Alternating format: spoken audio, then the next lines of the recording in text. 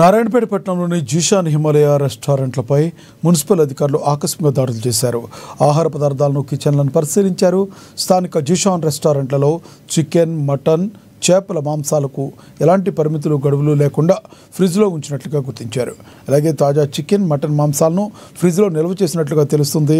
స్థానిక హిమాలయ రెస్టారెంట్లో పరిశీలన చేయగా ఉడకబెట్టి కాల్చిన చికెన్ ఫ్రిడ్జ్లో ఉన్నట్లుగా గుర్తించారు.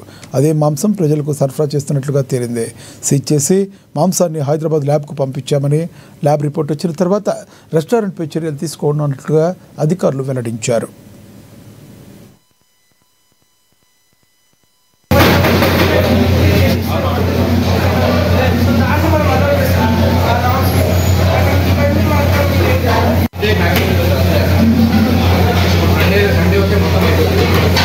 మార్నింగ్ పెట్టి ఈవినింగ్ నైట్ తీసిన ఇప్పుడు తీసిన ఇట్లా కాదు.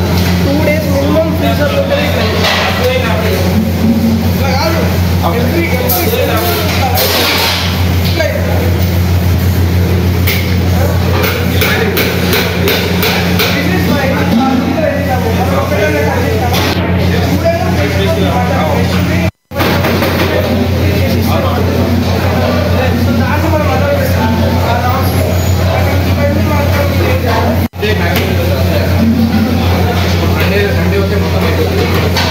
మార్నింగ్ పెట్టి ఈవినింగ్ నైట్ తీసిన ఇప్పుడు తీసిన ఇట్లా కాదు. 2 days మినిమం ఫ్రీజర్లో ఇట్లా కాదు.